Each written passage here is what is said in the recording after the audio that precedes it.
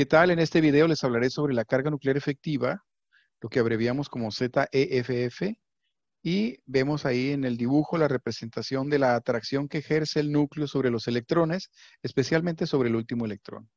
Y para ello usaré ejemplos de elementos del nivel 3 y del nivel 4, del período 3 y 4, empezando por el sodio nivel 3 y potasio nivel 4.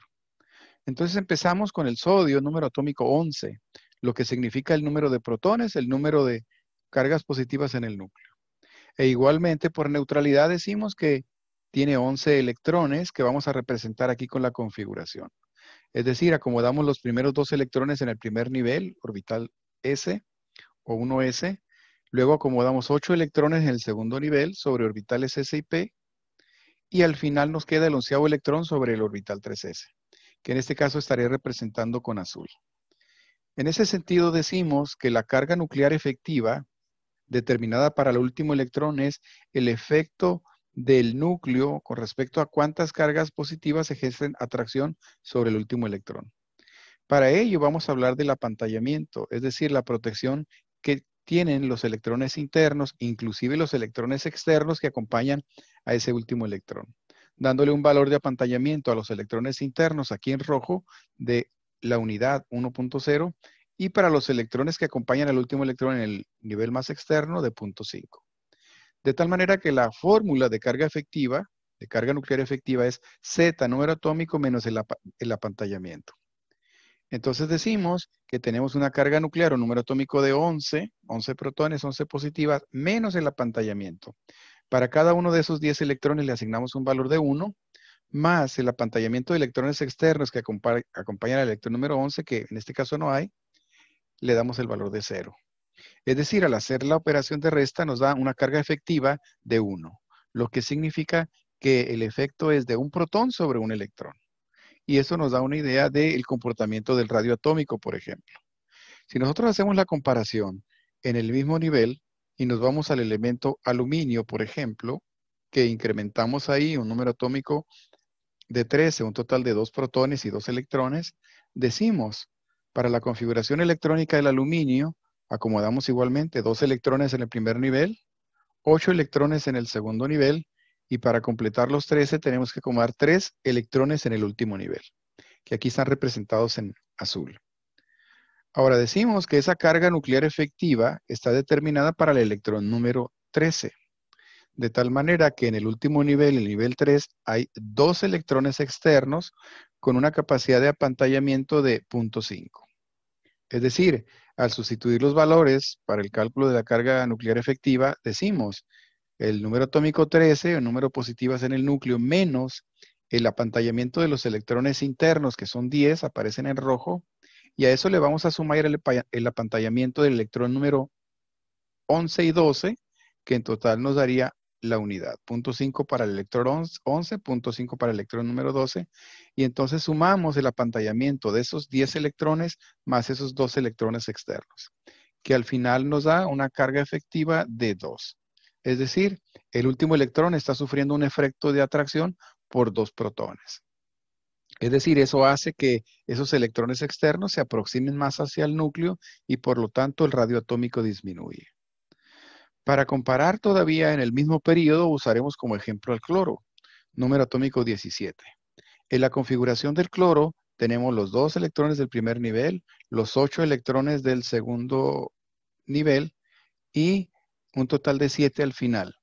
De esos 7 hablaremos sobre el electrón número 17, es decir, junto con él hay otros 6 electrones considerados como externos. De tal manera que al considerar el apantallamiento de los electrones internos es total de 10, más el apantallamiento de esos 6 electrones del nivel externo, que están junto al último, por lo tanto hay un apantallamiento de 3 unidades. 6 electrones por 0.5, 3 unidades. Entonces decimos la carga nuclear efectiva para el último electrón del cloro es 17 número atómico menos el apantallamiento de los 10 electrones internos más esas 3 unidades debidas a electrones externos. Es decir, los electrones que van del 11 al 16.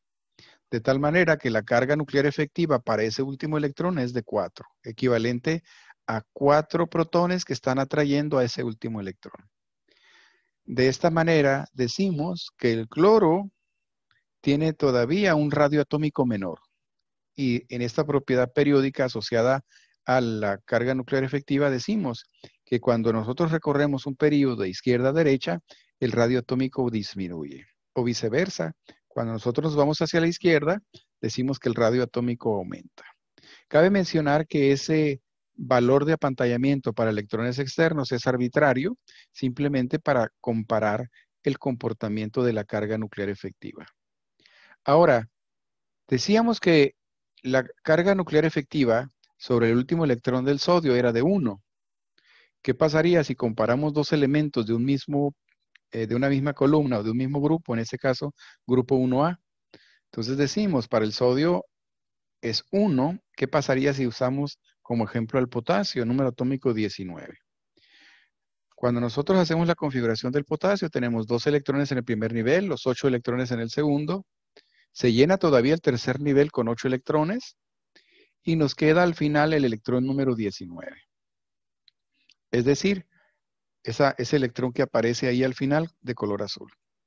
De esta manera, haciendo las mismas consideraciones, apantallamiento de una unidad para electrones internos, que en este caso serían 18, y en el caso de electrones externos que acompañan al último, no hay, de tal manera que la carga nuclear efectiva es igual al número atómico menos ese apantallamiento de 18 electrones más 0 electrones que acompañan en el nivel externo. De tal manera que vemos que la carga nuclear efectiva para el último electrón del potasio también es 1, al igual que el sodio. Es decir, ese parámetro se mantiene constante cuando hablamos de elementos de un mismo grupo. Ahora decimos, ¿cuál es el comportamiento de radio atómico cuando nos movemos sobre un mismo grupo?